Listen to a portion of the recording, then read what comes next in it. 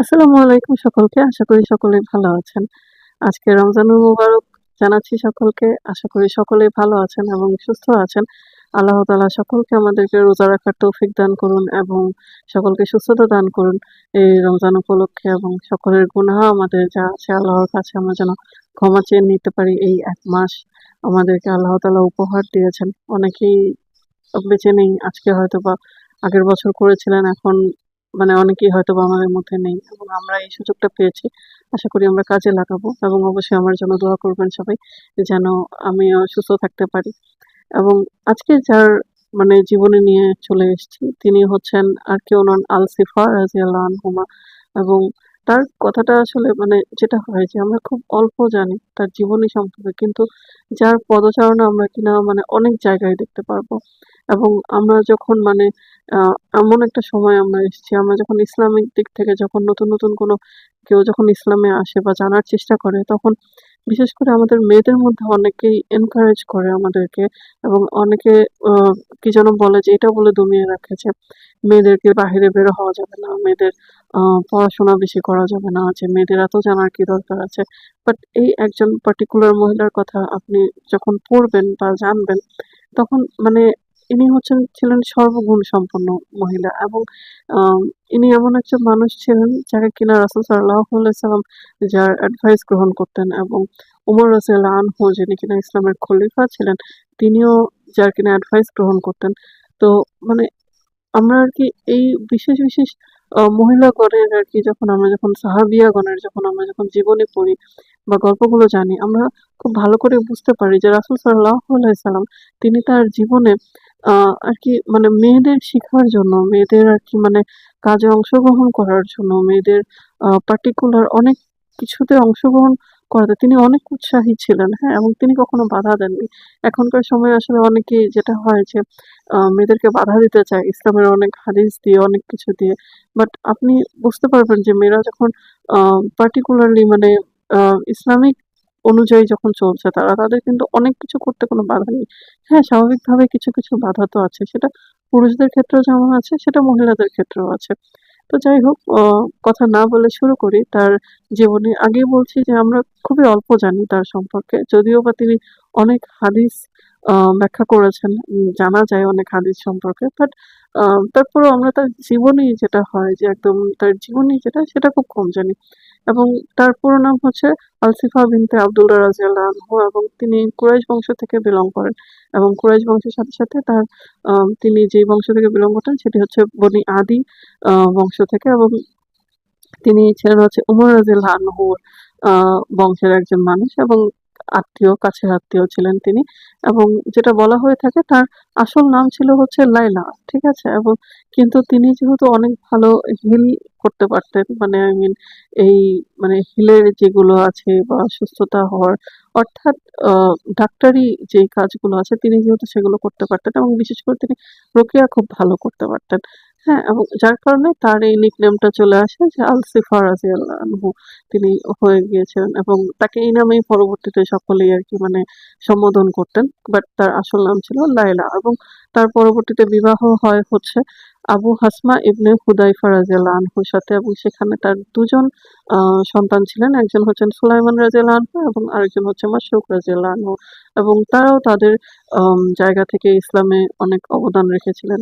তারা দুজনেই ইসলামের খুব ভালো স্কলার ছিলেন। একজন গভর্নর ছিলেন ইসলামের উমর রাদিয়াল্লাহু আনহুর সময়, এবং একজন আ বড় হাফেজ ছিলেন, এবং তিনি পার্টিকুলারলি মেয়েদেরকে নামাজ পড়াতেন। তো যাই হোক, যদি কখনো আমাকে আল্লাহ তাআলা নসিব দেয়, আমি অবশ্যই তাদের জীবনীও বলার চেষ্টা করব, বা তাদেরকে নিয়ে আলাদা করে পর্ব বানানোর চেষ্টা করব।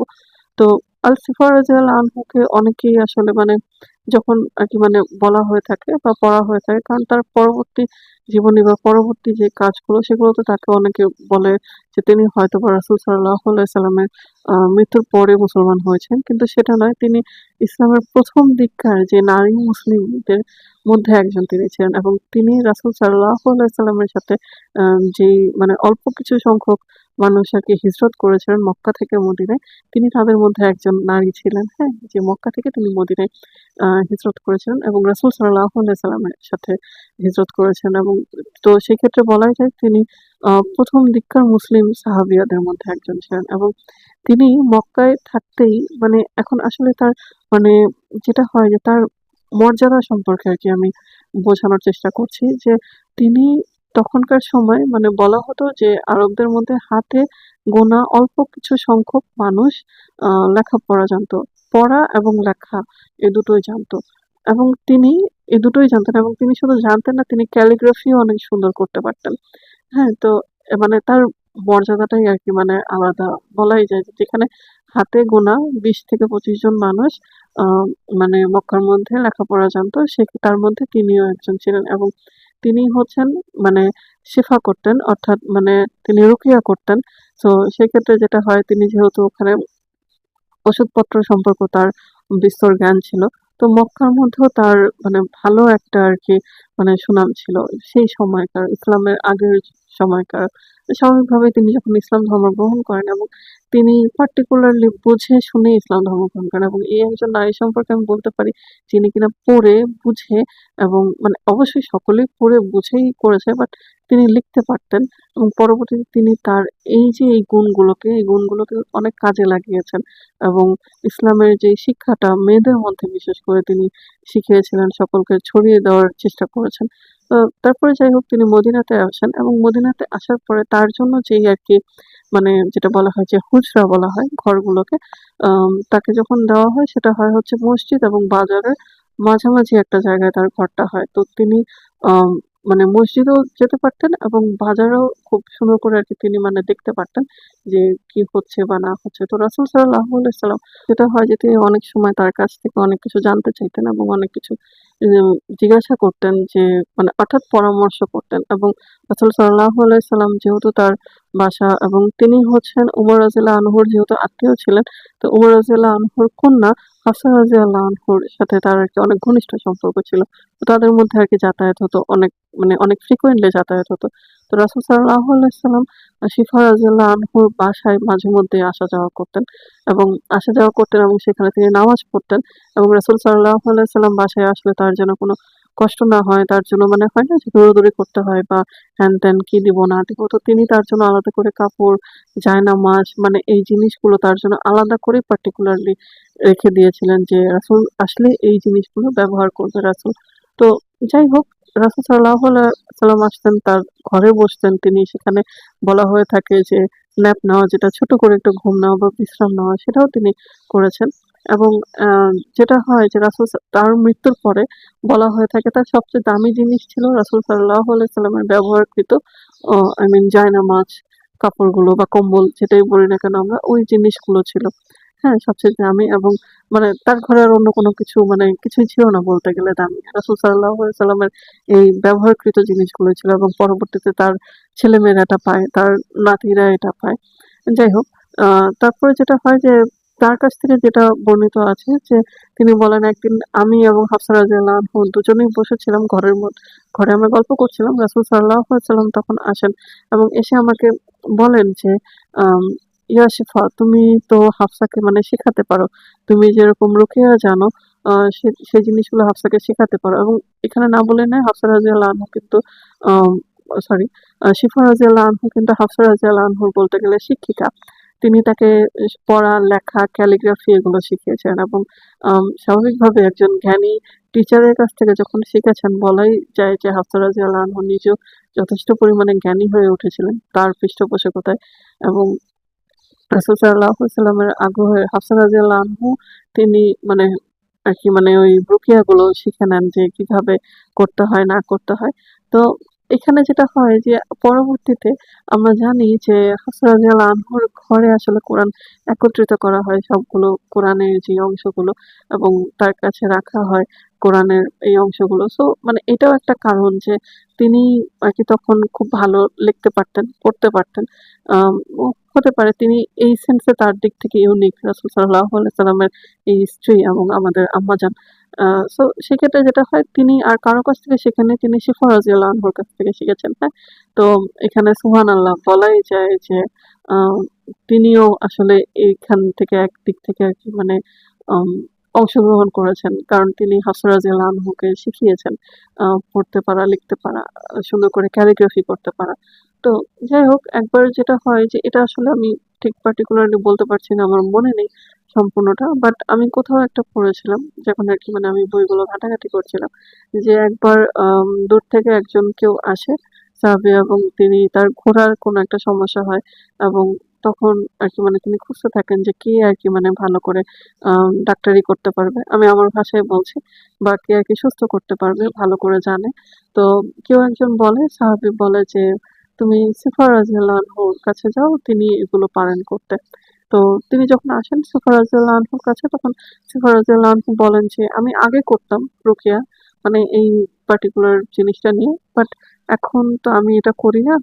তো তিনি ওই লোক তখন আরকি রাসূল সাল্লাল্লাহু আলাইহি সাল্লামের কাছে যায় যে, "আমি এরকম বললাম বাট তিনি করলেন না।" তো রাসূল সাল্লাল্লাহু আলাইহি সাল্লাম তিনি ডেকে নিয়ে আসেন। আ তো সিফা রাদিয়াল্লাহু আনহু তখন বলেন যে, "আমি আসলে আগে করতাম। এখন আমি তো সিওর না যে আগের এই কাজগুলো এখন করা যাবে কিনা।" তো রাসূল সাল্লাল্লাহু আলাইহি সাল্লাম বলে যে, ঠিক আছে তুমি আমার সামনে করো, আমি দেখি।" তো যখন তিনি করেন এবং দেখান যে আমি এইভাবে করছি, তখন রাসূল সাল্লাল্লাহু আলাইহি সাল্লাম তাকে অনুমতি দেন যে, "হ্যাঁ, এইভাবে তুমি রুকিয়া করতে পারবে এবং এভাবে রুকিয়া করা যাবে।" যতক্ষণ না যেটা কিনা মানে জাহেলী যুগের যে জিনিসগুলো ছিল সেগুলো বাদ দিয়ে কোরআনের আলোকে বা কোরআনের আয়াত দিয়ে, দোয়া দিয়ে তুমি অবশ্যই আল্লাহর নাম নিয়ে তুমি রুকিয়া করতে পারো। তুমি তোমার ওষুধ দিতে পারো। যেটা কিনা মানে দেওয়ার ছিল। আই মিন তিনি ভিনেগার আরো কিছু দিয়ে আমি সঠিক করে আবারও বলছি যে আমার ঠিক মনে নেই গল্পটা পুরোটা একসাথে। আমি চেষ্টা করব দিয়ে দেওয়ার। যদি তারপর না পারি আপনারা চাইলে আরকি মানে খুঁজে দেখতে পারেন। তারপর আমি আমার রেফারেন্স গুলো দিয়ে দিব যে আমি ঠিক কোথায়, কোথায় তার জীবনীগুলো পড়েছিলাম। চেষ্টা করব দিয়ে দেওয়ার। যদি কোনো ভুল হয়ে থাকে ক্ষমা করবেন প্লিজ। তো যাই হোক এইভাবে যেটা হয় যে রাসূল সাল্লাল্লাহু আলাইহি সাল্লামও তার বেশ কিছু বিষয় এবং এর ক্ষেত্রে এই কথাটা না বললে নয়, তিনি কিন্তু শুধুমাত্র ওষুধপত্র এবং রুকিয়া দিয়েই কিন্তু প্রসিদ্ধ ছিলেন না। তিনি মক্কায় এটা নিয়ে প্রসিদ্ধ ছিলেন। বাট মদিনায় যখন তিনি আসেন, রাসূল সাল্লাল্লাহু আলাইহি সাল্লাম তার কাছ থেকে তিনি মানে এতটাই জ্ঞানী নারী ছিলেন। তো বিশেষ করে ফাইন্যান্স এর বিষয়গুলো এবং অনেক মানে এই টাইপের অর্থনৈতিক অনেক বিষয়, মার্কেট প্লেস এর অনেক বিষয়গুলো তার কাছ থেকে কিন্তু মানে তিনি জানতে চাইতেন রাসূল সাল্লাল্লাহু আলাইহি সাল্লাম এবং তার কথা বা তার অনুরোধ যেটা হয় বা তার যে হয় না যে আমি একটা মানে বললাম একটা আইডিয়া দিলাম। তো এগুলো তিনি অনেক গুরুত্ব সহকারে শুনতেন এবং তার এই যেই ধারাটা এটা উমর রাদিয়াল্লাহু আনহু যখন খলিফা হন, তিনিও তখন মানে এই ধারাটা বজায় রাখেন। তিনিও মাঝে মধ্যে তার ঘরে যেতেন এবং তিনি মার্কেটের যে বিষয়গুলো বা অর্থনৈতিক যে বিষয়গুলো এগুলো সম্পর্কে অনেক মানে আলোচনা করতেন তার সাথে, গুরুত্ব দিতেন তাকে তার কথাগুলোকে এবং এক্ষেত্রে যেটা না বললেই নয় যে আম তিনি বলা হয়ে থাকে যে উমর রাদিয়াল্লাহু আনহু তাকে মার্কেট যে গভর্নরের যে কাজটা প্রাথমিক পর্যায়ে হিসেবে যে আম মার্কেটের যেহেতু এত কিছু হচ্ছে এবং সবাই সবকিছু ঠিকঠাক মতো করছে কিনা, তাকে ১ম মার্কেট গভর্নর হিসেবে রাখেন যে মার্কেটের এই যে এই দায়িত্বগুলো, বিক্রিগুলো এগুলো আরকি তুমি দেখাশোনা করবে যেন কেউ যেন মার্কেটে যেন অনিয়ম না করতে পারে। ইসলামিক অনুযায়ী যেন সবকিছু হয় এবং এটা যখন মানে অনেক ভালো সাকসেসফুল হয় এবং যখন উমর রাদিয়াল্লাহু আনহু যখন দেখেন যে মদিনায় এই জিনিসটা সাকসেসফুল হয়েছে তখন তিনি মক্কাতেও মার্কেটের এরকম একজন গভর্নর রাখেন। তো বলা যায় যে তিনি হচ্ছেন মহিলাদের মধ্যে ১ম মার্কেট প্লেসের গভর্নর ইসলামিক দিক থেকে আমাদের যে তিনি ১ম কাজ করেছেন এবং দায়িত্ব নিয়েছিলেন এবং অনেক ভালোভাবে সেটা হ্যান্ডেলও করেছিলেন। সুবহানাল্লাহ এবং মানে এই মহিলার কথা আমি যদি বলি যে আমরা জানতে পারি না বাট তারপরেও যেটুকু জানতে পারি মানে হয় না যে ওয়াও একটা কথা বের হয়ে আসে যে সুবহানাল্লাহ আল্লাহ তাআলা কি পরিমাণে গুণ দিয়েছিল। সো মানে সারাদিন আমরা যে চিল্লাই যে আমাদেরকে কেউ দাম দেয় না বা এটা করে না সেটা করে না যে মানে এখন আসলে মানে সোজা বাংলা ভাষায় বলতে গেলে এটাই বলতে হয় যে আগে নিজেকে যোগ্য করতে হয়। তারপরে সবাই এমনিই দাম দেবে। এবং এটা যেটা হয় যে অনেকেই যেটা বলে যে না মেয়েদের এত শেখার কি দরকার বা মেয়েদের এত কিছু জানার কি দরকার বা মেয়ে মানুষ বেশি জানে। বাট এটাও একটা পার্টিকুলার সেট এক্সাম্পল যে আম মেয়ে মানুষকে জানার জন্য বা মেয়ে মানুষকে শেখার জন্য রাসূল কখনো বাধা দেননি, বরঞ্চ আরো উৎসাহ দিয়েছেন। রাসূল সাল্লাল্লাহু আলাইহি ওয়াসাল্লাম তাদের কথা শুনতেন এবং তিনি তার নিজের স্ত্রীকে পর্যন্ত শেখার উৎসাহ দিয়েছেন। এবং তিনি মানে যে এই যে হিল করা, যে মানে সেবা দেওয়া, এই জিনিসগুলোতে খুবই উৎসাহ করেছেন। মেয়েদেরকেও উৎসাহ দিয়েছেন জানার জন্য। এবং এক্ষেত্রে আমি না বলে নয়, তার রাসূল সাল্লাল্লাহু আলাইহি ওয়াসাল্লামের প্রত্যেক স্ত্রী এবং সাহাবিয়ারা তারা নিজ গুণ সম্পন্ন ছিলেন। তাদের একেকজনের যখন আপনি যখন তাদের জীবনীগুলো পড়বেন এবং দেখবেন, তাদের মানে একেকজনের বুদ্ধিমত্তা, একেকজনের জানার যে বিষয়গুলো অনেক, অনেক ছিল এবং তারা নিজ গুণে সমৃদ্ধ। হ্যাঁ? মানে তাদের জীবনীগুলো, তাদের চারিত্রিক যে বৈশিষ্ট্যগুলো, তাদের একেকজনের এমন গুণগুলো ছিল, মানে সেই গুণগুলো অন্যজনের থেকে ইউনিক ছিল এবং তারা সেই গুণগুলোকে আরো চর্চা করেছে এবং আরো সবার মধ্যে প্রসিদ্ধ হয়েছে। যার কারণে আমরা আজকে তাদের জীবনীগুলো জানছি এবং পড়ছি, রাইট? এবং এক্ষেত্রে আমরা এটাও জানতে পারি যে ইসলামে মেয়েদেরকে কোথাও দাবিয়ে রাখা হয়নি। আপনি চাইলেই আসলে মানে করতে পারেন। সেটা আসলে আপনার ইচ্ছা এবং অবশ্যই পারিপার্শ্বিক আ মানুষকেও হেল্প করতে হবে, আমাদের পরিবারের মানুষদেরকেও হেল্প করতে হবে। এবং ইসলামিক অনুযায়ী আপনি যদি থাকেন, তাহলে আপনাকে কোথাও ইসলাম বাধা দেয়নি যে আপনি এটা জানতে পারবেন না বা ওটা করতে পারবেন না। যেটা জানার জিনিস, যেটা বোঝার জিনিস, অবশ্যই খারাপ জিনিসের কথা বলছি না।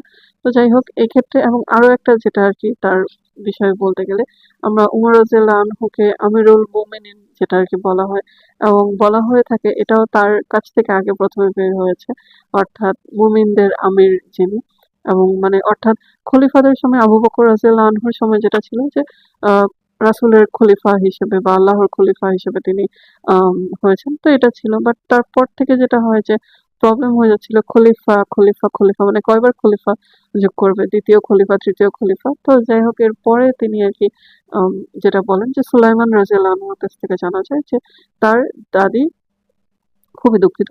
আ সুলাই হ্যাঁ, সুলাইমান রাদিয়াল্লাহু আনহুর কাছ থেকে তার মা আরকি মানে ১ম এ এই সম্ভাষণটা দেন যে আমিরুল মুমিনিন, তাকে আমরা এটা বলতে পারি। তো এরকম আরো কিছু ঘটনা আছে। অর্থাৎ সেগুলো অন্য ঘটনা। তার জীবনের ঘটনা আমি এতটাও মানে ডিটেইলস এ যেতে চাচ্ছি না। আ অন্য কারো ঘটনা নিয়ে যদি পরবর্তীতে কখনো বলি, সেগুলো পরবর্তীতে বলব। তো যাই হোক, এটা তারপর থেকে আরকি চলে আসে এবং সকলেই তাকে উমর রাদিয়াল্লাহু আনহুকে এরপর থেকে আমিরুল মুমিনিন বলেন। যে মানে ওই মানে পার্টিকুলার গ্যাঞ্জামমূলক কথা না বলতে গিয়ে বরঞ্চ এটা যখন বলছি তখন অনেক সুন্দর শোনা যাচ্ছে। যার কারণেই আরকি মানে এইভাবে বলা। তো যাই হোক, এই ছিল। আমি খুবই দুঃখিত, আমি অনেক শর্ট করে বললাম, অল্প করে বললাম। যদি তারপরেও কোথাও ভুল হয়ে থাকে, আমি আন্তরিকভাবে ক্ষমা চাচ্ছি। আমি চেষ্টা করেছি সবকিছু ঠিকঠাক মতো করে বলার, এবং যদি কোনো ভাষার কোনো ভুল হয়ে থাকে, আমি তারপরেও ক্ষমা চাচ্ছি। আশা করছি আমাকে ক্ষমা করবেন এবং আমার অবশ্যই চ্যানেলটি সাবস্ক্রাইব করবেন এবং লাইক করে পাশেই থাকবেন। যদি কোথাও মনে হয় যে আমরাও এই জীবনী, কারো জীবনী জানতে চাই বা জানার আগ্রহ আছে, আমাকে অবশ্যই কমেন্ট করে জানাবেন এবং আমার কোথাও ভুল হলে অবশ্যই আমাকে জানাবেন যে আমার কোথায় ভুল হয়েছে। আমি চেষ্টা করব পরবর্তীতে সেটাকে শুধরে নেওয়ার। এবং সকলকে রমজানুল মোবারক আরো একবার। ভালো থাকবেন। আসসালামু আলাইকুম।